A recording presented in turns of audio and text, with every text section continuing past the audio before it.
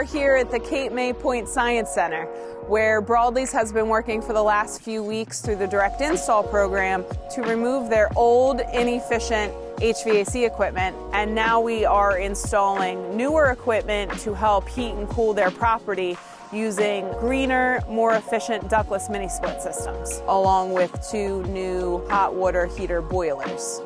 Today we're going to be speaking with Bob Mullock, who is the president of the Cape May Point Science Center, which is a nonprofit organization, and we're going to be chatting with him today to see how the project's going.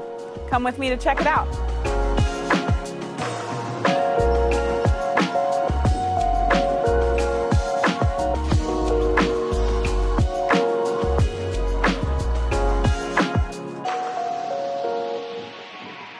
My name is Bob Mullock, and I'm president of the Cape May Point Science Center. And thanks to the generosity of donors and the Sisters of St. Joseph and all the people that have volunteered here, we've established the Cape May Point Science Center as an environmental, avian and marine life institution. It has a unique, wonderful history that reaches way back.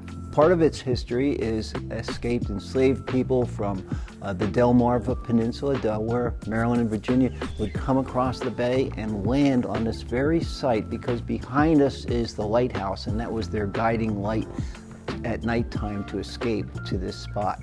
And beginning of the New Jersey Underground Railroad taking place on this site. And then the hotel was built, and that hotel was famous because of the people that have stayed here, to presidents of the United States staying here. John Wanamaker, he had a house here. He was Postmaster General of the United States. Then you had the history of the Sisters of St. Joseph. It was purchased by them to be a retreat house, and they cared for the sisters that got sick because they were giving care as nurses to people in Philadelphia and in the Delaware Valley. As they would get sick, because the immunization wasn't there in those days, they in fact would come here to recover. This became that for 120 years, but in World War II, this building became the key place to defend the city of Philadelphia and the Delaware Bay and the shipyard in Philadelphia, Navy Yard, from U-boats, German U-boats that were frequently off the coast here. And so, and then finally, in the last several years, the Sisters of St. Joseph had decided that they wished to sell the building in one way or another to perhaps have it returned to nature as an area that would be preserved that way, or have a environmental group take it over. So I presented that to them. So what do we have here? Well, these are actually historic refrigerators, and they go all the way back into the 1880s. And of course, at that point in time, they didn't have electricity here, and the refrigerators worked by actually having big blocks of ice delivered here weekly, and it would be slid into this slot there. Okay. And then slid down, and that cold air would go from the top to the bottom into these beautiful preserved refrigerators. Wow. Now what's interesting is these were made in Trenton, New Jersey, and this is the Hill Cold Storage Store, Trenton, New Jersey, and it's lasted all these years. And not only is it historic, but now, thanks to Broadley's, it's been restored also because Broadley's has reworked them so that they are now actually back to being working refrigerators. That is so great. I didn't realize that that was a part of the project. That is awesome.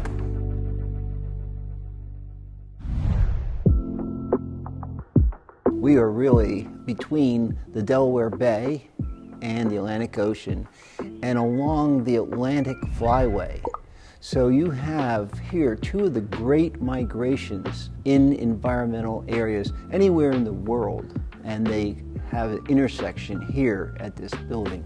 And now it's an avian environmental center, so anything that flies, and we're in the middle of that flyway. We have over 100,000 birds flying over this building and more than 25,000 raptors flying over this building. And then, of course, right outside our backyard, there are dolphins and whales. We have projects specific to those areas. And thanks to our donors, we can have projects like, so 2023, we had about 15 different projects that were very important with transmitters on raptors. This year coming up, we have transmitters even on monarch butterflies, and those things give us migration paths, and scientists are able to use that information. The building sat vacant for several years, and of course, once a building begins to sit vacant, it ages quickly. So one of the major things was that the air conditioning systems were going down or broken, and so we have these big exhibit rooms and dining rooms that are very large, and those we want to put into use. But when you get a lot of people into a room and you don't have adequate air conditioning, then you have a problem. We had a big oil burner, an oil tank, and all those infrastructure pieces, and that is really old technology. And when we first came to the building and turned that on, it looked like old-time Pittsburgh with smokestack and the smoke coming out. And then we just realized, as an environmental center, you can't be the biggest polluter in town. Okay, I'm Mike Doherty from Broadley, and I'm here on the coldest day of the year working at Cape May Point Science Center. We are doing a job for South Jersey Gas's direct install program with CMC, doing upgrades on their HVAC heat pumps and their boiler. Great program. They're going to get almost 80% of it paid for through the program. We'll have it done before they're ready to reopen. Exciting project for us, exciting project for them. Can't wait to see the final product. I'm Justin from Broadley's, and we're doing an install of these ductless mini split heat pumps. What you see here, we went over to the customer with location. At the time that will be finished, this will all be covered by lattice, practically invisible. But what you don't see is all the work that is underneath of us. Hundreds and hundreds of feet of line sets. Control wires, all hung, all put in by crews from Broadley's. Once these start up at this building, they'll have heat and be able to go longer into the winter. And there'll also be air conditioning at this property. Okay, we're inside now at the Cape May Point Science Center, and behind me is where the head is for the new Dakin units that we're putting in there, heat pumps. Perfect application for a historic building like that. Least intrusive, you don't have ductwork running. They had old heat pumps there, nowhere near as efficient as what we're putting in today. Can't wait till they're finished so we can turn the heat on and it won't be quite as cold in here. But the project's going to have 7 new heat pumps throughout the building, and as I said before, a new boiler as well. You just feel like it's like breathing fresh air in this building now. We can now turn on what they have installed, and that heat and air is just a beautiful thing. And also, we've had very cold winter, Yes. And now you can actually turn it, and if you turn it on high all the way through, which you can never do before, you can actually get hot. So that's been really a great thing for us.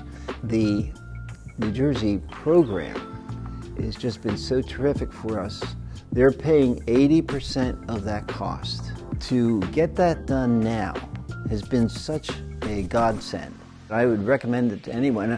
And in this case, the neighborhood is so happy that we're not turning on that old oil burner system and that we have this new environmental system, and it's important for the whole town of Cape May Point.